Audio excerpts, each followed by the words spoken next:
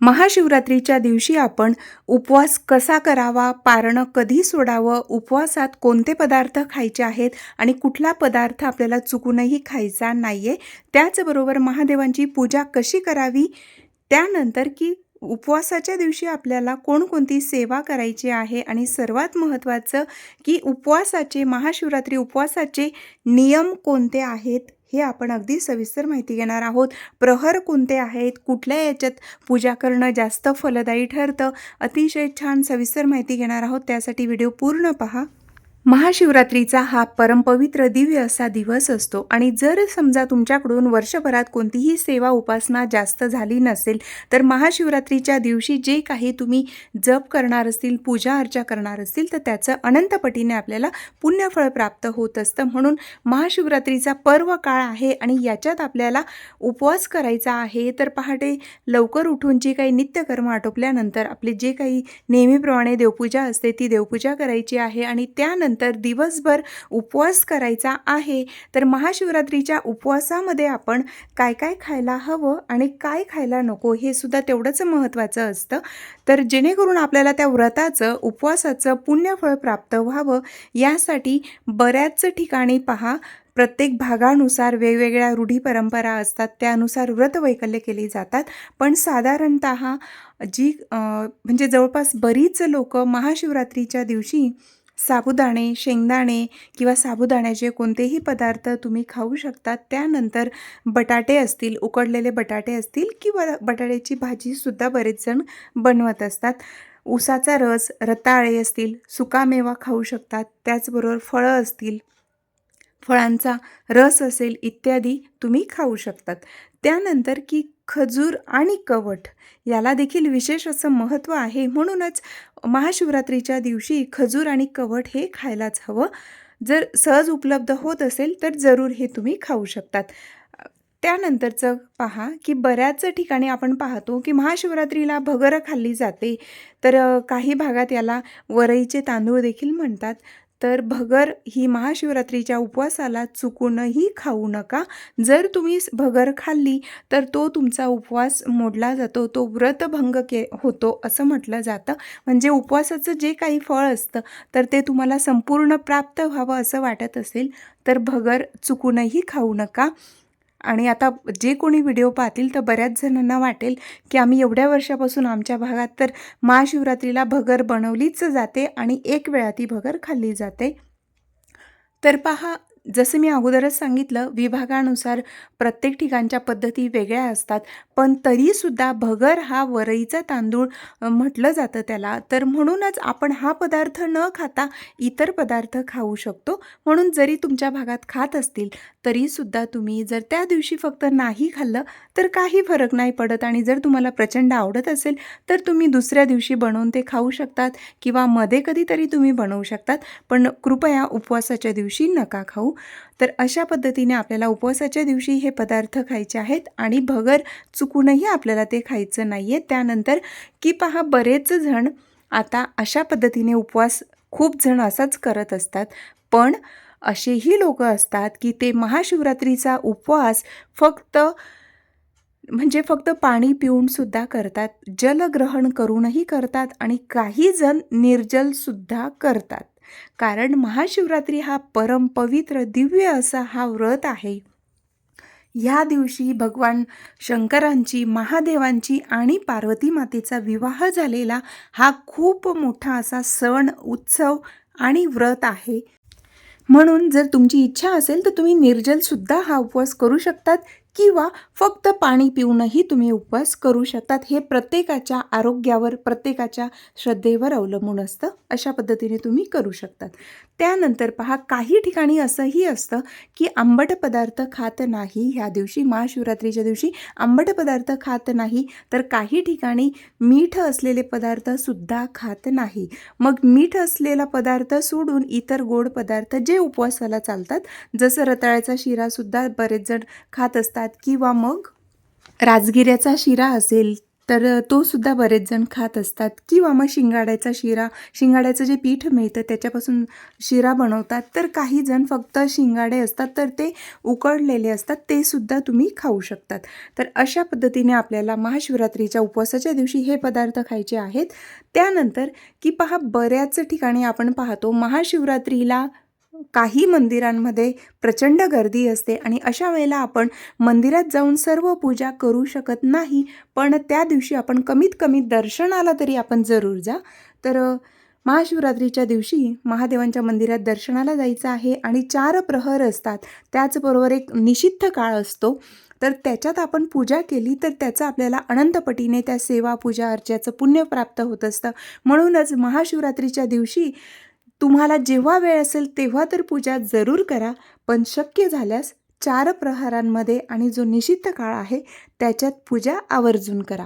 तर आता हे 4 प्रहर कोणते आहेत आणि निषिद्ध काळ कोणता आहे ते पाहूया. महाशिवरात्री 2026 म्हणजेच 15 फेब्रुवारीला आपण महाशिवरात्रीचा उपवास करणार आहोत. तर महाशिवरात्रीचा 15 फेब्रुवारीच्या दिवशी जो निषिद्ध काळ आहे तर 12:28 ते 1:18 हा वेळ आहे. 15 फेब्रुवारीला रात्री 12:28 ते 1:18 निषिद्ध काळ आहे. हा विशेष पुण्यदायक फलदायी असा हा वेळ असतो आणि याच्यात आपण पूजा जरूर करा. उपवास 15 फेब्रुवारीला करायचा आहे आणि उपवास सोडायचा आपल्याला 16 तारखेला आहे. म्हणजेच पारणं 16 फेब्रुवारीला सकाळी 7:06 ते दुपारी 3:45 तुम्ही उपवास सोडू शकतात. ह्या वेळेतच आपल्याला उपवास सोडायचा आहे. त्यानंतर की 4 प्रहर कुठले आहेत, तर सर्वात महत्त्वाचं की महाशिवरात्रीच्या दिवशी तुम्ही दिवसभर पूजा केली, केव्हाही केली, कोणत्याही वेळेला केली तरीही तुम्हाला त्याचं चांगलेच लाभ मिळतील. पण प्रहर असतात तेव्हा केली तर अनंतपटीने त्याचं पुण्य मिळत असतं. म्हणून महाशिवरात्रीचा पहिला प्रहर आहे 15 फेब्रुवारी संध्याकाळी 6:37 जी वेळ आहे तर तो पहिला प्रहर आहे. त्यानंतर दुसरा प्रहर 9:45 आहे. रात्री 9:45 असेल तेव्हा दुसरे प्रहर आहे. तिसऱ्या प्रहराची पूजा तुम्ही 12 म्हणजेच 15 फेब्रुवारीला रात्री 12:53 जो काळ आहे ती तिसरी प्रहर आहे तेव्हा तुम्ही पूजा जरूर करा. आणि 16 तारखेला म्हणजेच 15 तारखेची रात्र आणि 16 तारखेची पहाट, चौथी प्रहर 16 तारखेला म्हणजेच पहाटे 4 वाजता आहे. तर अशा पद्धतीनं तुम्ही 4 प्रहरामध्ये पूजा करू शकतात. तर ही मी अतिशय सविस्तर माहिती सांगितलेली आहे, ते तुम्ही लिहून ठेवू शकतात. शक्य झाल्यास महाशिवरात्री म्हणजेच रात्री आपण जागरण करणं, नामजप करणं, स्तोत्रपठण करणं, त्याचबरोबर महाशिवरात्रीच्या दिवशी तुम्ही शिवलीलामृत ग्रंथाच्या पारायणाला सुद्धा सुरुवात करू शकतात. बऱ्याच जणांनी पारायणाला सुरुवात केली असेल. शिवलीलामृत ग्रंथाचं पारायण कसं करावं छान असा व्हिडिओ आपल्या चॅनलवर आहे. स्वामींचा आशीर्वाद ह्या आपल्या चॅनलवर, तो व्हिडिओ जरूर पहा. तर शिवलीलामृत ग्रंथाचं पारायण सुरू नसेल केलं तर ते तुम्ही महाशिवरात्रीच्या अगोदर 3 दिवस अगोदर सुद्धा सुरू करू शकतात. किंवा नसेल शक्य, काही कारणांमुळे शक्य झालं नसेल तर महाशिवरात्रीच्या दिवशी सुद्धा तुम्ही पारायणाला सुरुवात करू शकतात. म्हणजे महाशिवरात्रीच्या दिवसापासून पुढे 3 दिवसाचं तुम्ही पारायण करू शकतात. अशा पद्धतीने केलं तरीही चालू शकतं. त्या दिवशी जास्तीत जास्त नामस्मरण करायचं आहे. नमः शिवाय, महिला असतील तर नमः शिवाय किंवा शिवाय नमः, सांब सदाशिव ह्या मंत्राचा तुम्ही जप करू शकतात. आणि पुरुष असतील तर मग ओम नमः शिवाय ह्या मंत्राचाही तुम्ही जप करू शकतात. महामृत्युंजय मंत्राचा जास्तीत जास्त जप करू शकतात. तर जप हा तुम्ही रुद्राक्षच्या माळेवरच करायचा आहे. त्यानंतर की ह्या दिवशी जी महादेवांची स्तुती आहे ते तुम्ही पठण करू शकतात. शिवलीलामृताच्या जे 42 ओव्या आहेत त्यासुद्धा तुम्ही पठण करू शकतात. त्यानंतर की जर समजा तुम्हाला शिवलीलामृत ग्रंथाचं पारायण 7 दिवसाचं, 3 दिवसाचं, 1 दिवसाचं नसेल शक्य झालं तर तुम्ही शिवलीलामृत या दिव्य ग्रंथातील जो 11वा अध्याय आहे तो सुद्धा तुम्ही पठण करू शकतात. याला रुद्र अध्याय म्हटलं जातं. तो पठण केला तरीही तुम्हाला शिवलीलामृत ग्रंथ पठण केल्याचं पुण्य प्राप्त होतं. अशा पद्धतीने त्यानंतर अष्टोत्तर शतनामावली असते, ती सुद्धा पठण करत तुम्ही शिवलिंगावर बेलपत्र अर्पण करू शकतात. तर आता ही जी प्रहर सांगितलं, तर याच्यात तुम्ही जरूर पूजा करा. मंदिरात एवढी सेवा पूजा आपण करू शकत नाही, कारण गर्दी असते. तर दर्शन करून आल्यानंतर तुम्ही तुमच्या घरी जे कुठलं शिवलिंग असेल, पारद शिवलिंग असेल, स्फटिक शिवलिंग असेल, किंवा मग तुमच्याकडे जर नर्मदेश्वर शिवलिंग असेल त्याच्यावर तुम्ही पूजा करू शकतात. आणि जर कोणतंही प्रकारचं शिवलिंग तुमच्याकडे नसेल, तर मग तुम्ही जे मातीपासूनही शिवलिंग बनवून पूजा अर्चा करू शकतात. पार्थिव शिवलिंगाचंही तेवढंच अनन्यसाधारण असं महत्त्व असतं. तर अशा पद्धतीने शिवलिंगावर पूजा करायची आहे. तर पूजा करण्याचेही नियम आहेत, ते आपण पाळायचे आहेत. जसं उपवासाचे काही नियम आहेत, कोणते पदार्थ खायला हवेत, त्याच पद्धतीने पूजा करताना सुद्धा कोणतं फूल अर्पण करायला नको आणि काय करायला हवं हे सुद्धा आपण माहिती करून घेणार आहोत. महादेवांच्या पूजेसाठी जर मंदिरात जाणार असेल तरी किंवा घरी करणार असेल तरी आपल्याला कुठकुठले पूजे साहित्य आपल्याला आवश्यक आहे. तर पहा, पूजेसाठी आपण अक्षता, बेलपत्र किंवा बेलफळ असेल, धोत्रा, चंदन, अष्टगंध, पांढरे भस्म, दूध, पंचामृत, बोरं, नारळ, तीळ आणि एक पाण्याने भरलेला कलश, त्याचबरोबर पांढरी फुलं, तुपाचं निरांजन, धूप असेल, नैवेद्यासाठी साखर किंवा खडीसाखर, अशा पद्धतीने, आणि कर्पूर म्हणजे कापूर, अशा पद्धतीने आपल्याला हे पूजेचं साहित्य आवश्यक असणार आहे. तर पहा, आणि बऱ्याचदा लक्षात असू द्या की पूजेचं साहित्य आपण कधीही लोखंडी किंवा प्लास्टिकचे भांडी त्यासाठी आपण वापरायची नाहीत.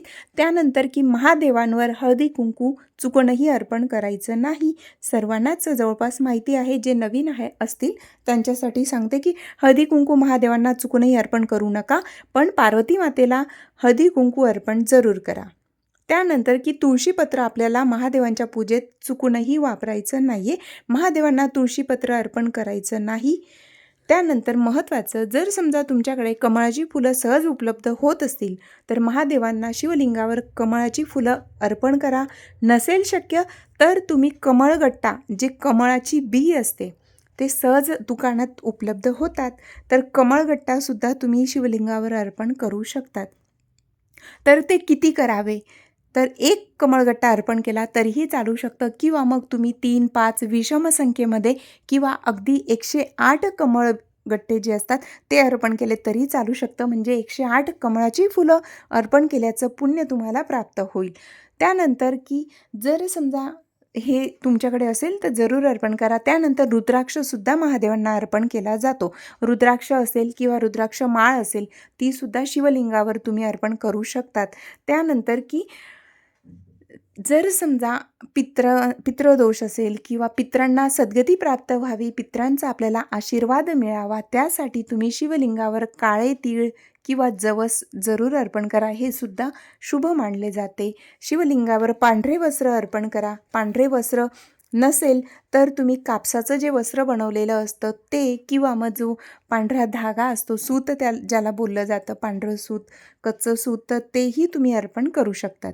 त्यानंतर सर्व छान पूजाविधी झाल्यानंतर तुपाचं निरांजन असेल किंवा तिळाच्या तेलाचा दिवा असेल, जे काही तुम्ही नेलेलं असेल, किंवा घरी पूजा करणार असतील तर ते पूजा, आणि लक्षात घ्या, जर ही पूजा तुम्ही घरी करत असतील तर आपल्या देवाऱ्यामध्ये महाशिवरात्रीच्या दिवशी अखंड दीप तेवत राहील.